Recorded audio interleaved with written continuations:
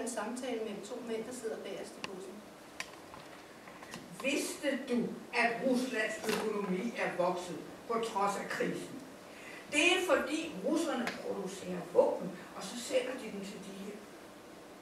Vi er alle underlagt en vis frygt. Og mange af os har en privat mening og en offentlig mening. Men vi kom til et mærkeligt sted. Og de sagde, det var tæt på det sted, hvor båden skulle sejle fra.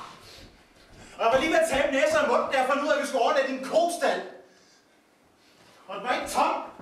Der var køer i. Og det stank, og der var kolort over det hele. Der var vi. Uden mad. Uden lys.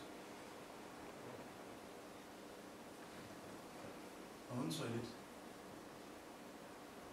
Vi måtte ikke bruge vores mobiltelefon. Vi kunne ikke engang kigge ud af vinduet.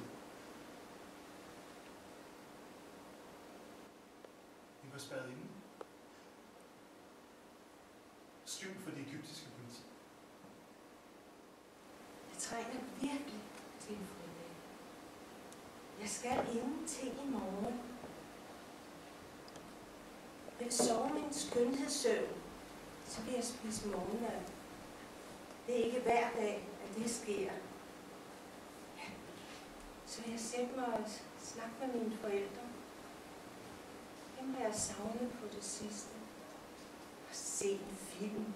Slap af. Det lover jeg mig selv fredag aften. Og jeg sover virkelig godt natten til lørdag. Jeg vågner kl. 8 om morgenen ved, at der er skruet højt op for fjernsynet. Det er far, der ser nyheder. Godmorgen, far. Godmorgen.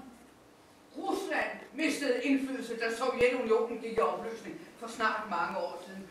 Og lige siden da har de forsøgt at komme ovenpå igen ved at hævde sig i Syrien. Amerikanerne er oprørt ligeglade med alle de syriske døde, uskyldige døde. De skal bare have en moralsk påskud til at intervenere. Vi kender deres løgne. Meningen med interventionen er bare at holde hånden over Israel. De kemiske våben er en trussel mod Israel, og Israel er det, der interesserer USA, og ikke de døde syriske børn. Jeg er ikke par for at vågne op til sådan en tale. Men jeg orker ikke politik. I hvert fald ikke i dag. Min bror er blevet ringet på mobiltelefon, så snart han havde sat fødderne på italiensk jord. Han var jublende glad. Vi gjorde det! Jeg er her! Vi er her! Jeg må have hamrende beskidt, og jeg lugter forfærdeligt. Men jeg er her.